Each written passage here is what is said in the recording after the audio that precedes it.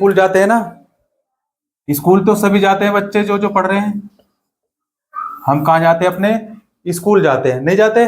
और फिर उसके बाद स्कूल से घर, घर से स्कूल, यही चलता है ना भाई, स्कूल से घर और घर से स्कूल। सुबह जाएंगे, दोपहर में आएंगे, लंच भी लेके जाएंगे, है ना?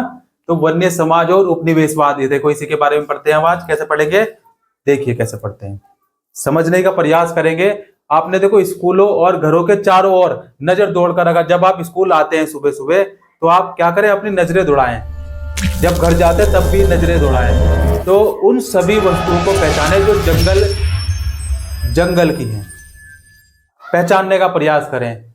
और इस किताब का कागज जो आप पढ़ते हैं ना, किताब बनती है ना, कॉपियां बनती है, कागज, मेज, कुर्सी, जिस मेज पर कुर्सी पर बैठते हैं आप, दरवाजे, खिड़की, स्कूल में भी होती है, घर में भी होती हैं, वे रंग जिनसे आपके कपड़े रंगे जाते हैं, मसाले, है ना, चटपटा सबको पसंद है ना, चटपटा किस किस को पसंद है?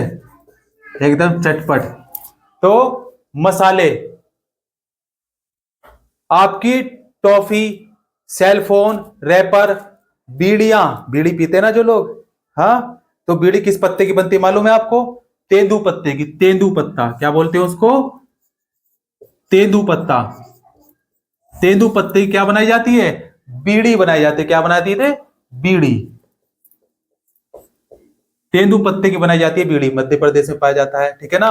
और उसके बाद गोंद, देखा है आपने? गोंद। शहद भी सुना होगा आपने, शहद सुना है, खाया है किसी ने? खाया है शहद। कॉफी पी है सभी ने? कॉफी पीते हैं सभी? कौन कौन पीता है कॉफी? कॉफी। चाय, रबड़, मिटाने वाली रबड़ होती है एक तो, चाय। देखो साथ ही आपने चॉकलेट। अब अगर मैं पूछूं आपसे, चॉकलेट का आविष्कार किसने किया था? चॉकलेट, जो आप चॉकलेट खाते हैं ना, ये, इस चॉकलेट का आविष्कार किसने किया था? कोलंबस ने किया था। किसने किया था? कोलंबस ने। और कोलंबस ने अमेरिका की भी खोज की थी, ठीक है ना? क्या है? अमेरिका की खोज किसने की थी? कोलंबस ने। चॉकलेट का आविष्कार कोलंबस ने, ठीक है? तो चॉकलेट में एक तरह का जो है का तेल इस्तेमाल किया जाता है। क्या किया जाता है? चॉकलेट बनाने के लिए एक तेल का इस्तेमाल किया जाता है, जो साल के बीजों से निकलता है। किससे निकलता है? साल का पेड़ होता है ना, साल का पेड़। किस किसने देखा है साल का पेड़? साल का पेड़,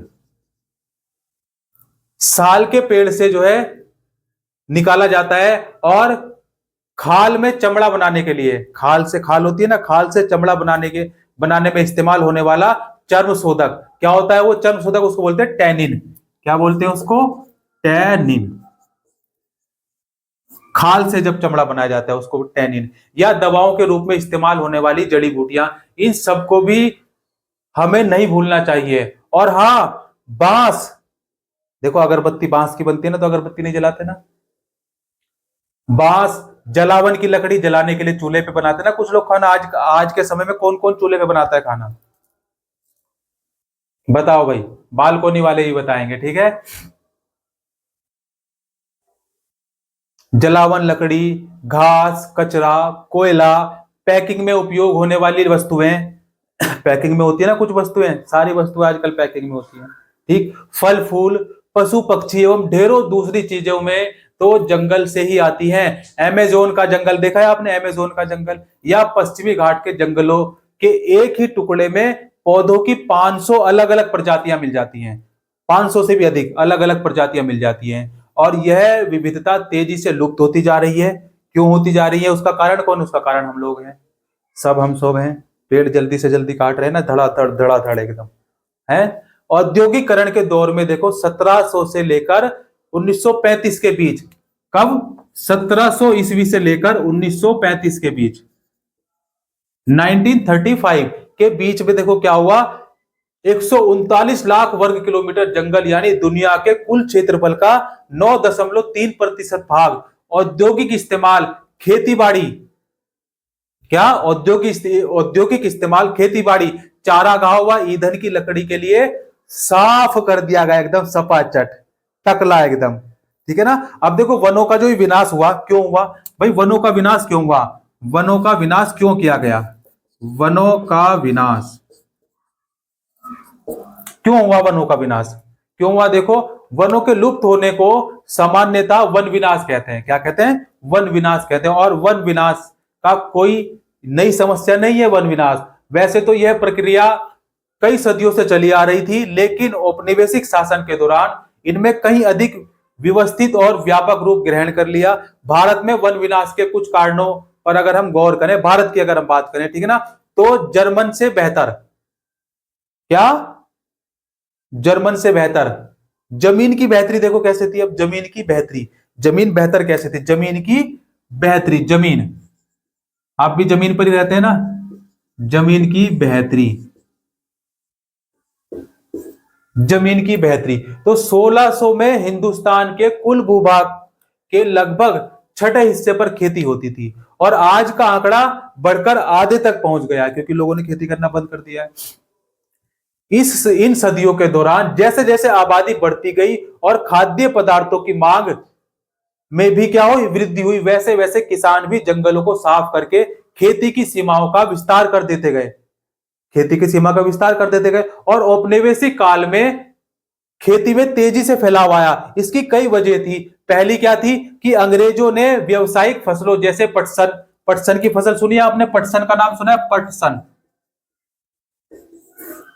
पटसन की खेती सुना है? किस किसने सुना है? गन्ने की खेती कौन कौन जानता है? गन्ने की, देखो गन्ने से बेहतर कोई नहीं जानता पिसना, है ना। बूंद बूंद जब तक नहीं निकल जाती उसकी, तब तक उसको जो है मशीन में डाल डाल के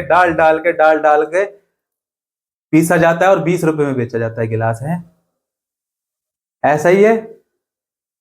और बिना बर्फ के कौन कौन पीता है जूस? और फिर बाद में कौन कौन डलवाता है? ऐसे भी होगा ना बाद में डलवाने वाले, पहले क्या बोलेंगे? बर्फ नहीं डालना, और थोड़ा पी लेंगे फिर थोड़ा बर्फ डाल। हाँ, वो स्टिकर देखा नहीं वहां पे लगा हुआ था कि अलग से बर्फ लेने पर 10 रुपए चार्ज देना होगा, हाँ ना। वो देखा हुआ कभी आपके साथ? ऐसा नहीं हुआ। देखो खाद्य पदार्थों की मांग बढ़ती जा रही थी, और औपनिवेशिक काल में खेती में तेजी से फैलाव आया। कैसे? इसकी वजह थी, कई वजह थी। पहली क्या थी?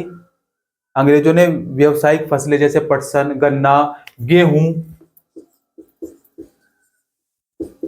गेहूं, कपास, कपास, इन सब के उत्पादन को जमकर प्रोत्साहित किया। इन सभी उत्पादनों को क्या किया? जमकर प्रोत्साहित किया। और 19वीं सदी के यूरोप में बढ़ती शहरी आबादी का पेट भरने के लिए खाद्यान्न और औद्योगिक उत्पादन के लिए कच्चे माल की जरूरत थी। क्या होती थी? कच्चे माल। अब कच्चा माल क्या होता है? देखो कच्चे माल, कच्चा माल, कच्चे माल की क्या होती थी? जरूरत होती थी, और लिहाजा इन फसलों की मांग में इजाफा हुआ। दूसरी वजह यह थी कि 19वीं सदी की शुरुआत में औपनिवेशिक सरकार ने क्या किया? देखो, जंगलों को अनुत्पादक समझा। उनके हिसाब से इस व्यर्थ के बियावान पर खेती करके उनको राजस्व और कृषि उत्पादनों को पैदा किया जा सकता था, और दूसरी तरफ राज्य की आय में बढ़ोतरी की जा सकती थी। यही वजह थी कि 1880 से लेकर 1920 के बीच तक, यही वजह थी क्या? कि 1880 1880 से लेकर 1920 के बीच तक, 1920 के बीच तक देखो क्या हुआ? खेती योग्य जमीन के क्षेत्रफल में 67 लाख हेक्टेयर की बढ़त, लाख हेक्टेयर की क्या हुई? बढ़त हुई। और खेती के विस्तार को हम विकास का सूचक मानते हैं, लेकिन हमें यह भी नहीं भूलना चाहिए कि जमीन को जोतने से पहले जंगलों की कटाई करनी भी पड़ती है, ठीक है ना। अब देखो, जब रेल की पटरी की बात कर रहे थे हम, तो रेल चलाने के लिए पटरी बनाई जा रही थी, रेल की पटरी बनाई जा रही थी, तो उसके लिए क्या चाहिए था? स्लीपर चाहिए था। क्या चाहिए था? स्लीपर। स्लीपर क्या होता है? स्लीपर होता है जिस पर रेल की पटरी बनाई जाती है, स्लीपर, स्लीपर। 19वीं सदी की शुरुआत तक इंग्लैंड में बहुत सारे जो है क्या थे? बलूत। बलूत सुना है किसने? बलूत क्या होता है? बलूत, बलूत किसको बोलते हैं? ओक का पेड़ होता है इसको, किसको बोलते हैं? ओक पेड़ होता है, बड़ा मजबूत होता है, ठीक है ना। और ये जंगल से लुप्त होने लगे थे। इनकी वजह से शाही नौसेना के लिए लकड़ी की आपूर्ति में मुश्किल आ खड़ी हुई। मजबूती और टिकाऊ लकड़ी की नियमित आपूर्ति के बिना अंग्रेजी जहाज भला कैसे बन सकते थे? भाई जहाज बनाने के लिए भी तो लकड़ी चाहिए, तो वो कैसे बन सकते थे? और आज जहाजों के बिना शाही सत्ता कैसे बचाई जा सकती थी और बनाए रखी जा सकती थी कैसे? तो 1820 के दशक में खोजी दस्ते हिंदुस्तान की वन संपदा की ओर अन्वेषण करने के लिए देखो कब गए? 1820 में। भाई जब वहां पे कमी आने लगी तो 1820 में खोजी दस्ते खोजने के लिए, ठीक है ना, वन संपदा का अन्वेषण करने के लिए भेजे गए, एक ग्रुप भेजा गया। कहां पर? हिंदुस्तान में। और एक दशक के भीतर बड़े पैमाने पर पेड़ काटे जाने लगे और भारी मात्रा में लकड़ी का हिंदुस्तान से निर्यात होने लगा। और 1850 के दशक में रेल लाइनों का प्रसार। कब? 1850, 1850 में देखो क्या हुआ बच्चे? 1850 के दशक में रेल लाइनों के प्रसार में लकड़ी के लिए नई तरह की मांग पैदा कर दी। क्या नई तरह की मांग थी वो? देखो, शाही सेना का आवागमन और औपनिवेशिक व्यापार के लिए रेल लाइनें अनिवार्य थी। रेल लाइनें बनाना अनिवार्य था। और इंजनों को चलाने के लिए देखो ईंधन के तौर पर, भाई इंजन किससे चलते थे? ईंधन से चलते थे, तो ईंधन के तौर पर। और रेल की पटरियों को जोड़े रखने के लिए स्लीपरों के रूप में क्या है? लकड़ी की भारी जरूरत पड़ती थी। और 1 मील लंबी रेल पटरी बनाने के लिए देखो, अगर हम 1 मील लंबी रेल पटरी बनाएंगे तो उसके लिए क्या चाहिए हमें? उसके लिए कितने? 1760 से लेकर लगभग 2000 तक स्लीपरों की आवश्यकता पड़ती थी।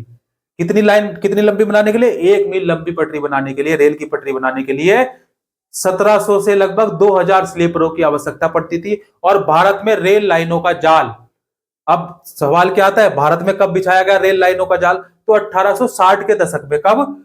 1860 के दशक में भारत में रेल लाइनों का जाल तेजी से फैला और 1890 तक लगभग 25,500 किलोमीटर लंबी लाइनें बिछाई जा चुकी थी। 1946 में इन लाइनों की लंबाई और बढ़ गई। देखो कब? 1946 में। 1946 में इनकी लंबाई में क्या हुई? बढ़ोतरी हुई। कितनी बढ़ोतरी हुई? देखो लगभग 7,65,000 किलोमीटर तक बढ़ चुकी थी। रेल लाइनों के प्रसार के साथ साथ बड़ी तादाद में पेड़ भी काटे जा रहे थे। क्यों? क्योंकि देखो स्लीपर की जरूरत पड़ती थी, स्लीपर की जरूरत पड़ी थी। अकेले मद्रास प्रेसिडेंसी में 1850 के दशक में प्रतिवर्ष 35,000 पेड़ स्लीपरों के लिए काटे गए। सरकार ने आवश्यक मात्रा की आपूर्ति के लिए निजी ठेके दिए जाने लगे। सरकार देखो निजी ठेके देने लगी और इन ठेकेदारों के बिना सोचे समझे पेड़ काटना शुरू कर दिया। रेल लाइनों के इर्द गिर्द जंगल तेजी से गायब होने लगे, एकदम छू मंतर, जैसे करते ना जादू आदू बादू छू मंतर, ठीक है ना। अब देखो बागान की क्या हालत थी? बागान की क्या हालत हुई? बागान की क्या हालत हुई? देखो यूरोप में चाय, कॉफी और रबड़ की बढ़ती मांग को पूरा करने के लिए इन वस्तुओं के बागान बने और इनके लिए भी प्राकृतिक वनों का एक भारी हिस्सा साफ किया गया, क्योंकि इनके बागान बनाने के लिए भी तो भाई जंगलों को काटा गया। औपनिवेशिक सरकार ने जंगलों को अपने कब्जे में लेकर उनके विशाल हिस्सों को बहुत सस्ती दरों पर यूरोप बागान मालिकों को सौंप दिया और इन इलाकों की बाड़ाबंदी करके जो है क्या, उनकी चारों तरफ बाड़ाबंदी करके जंगलों को साफ कर दिया गया और चाय कॉफी की खेती की जाने लगी। क्या की जाने लगी? चाय कॉफी की खेती की जाने लगी। ओके, राम राम, हर हर महादेव। मैं भी जरा एक चाय मार के आता हूं, है ना। मिलते हैं ब्रेक के बाद।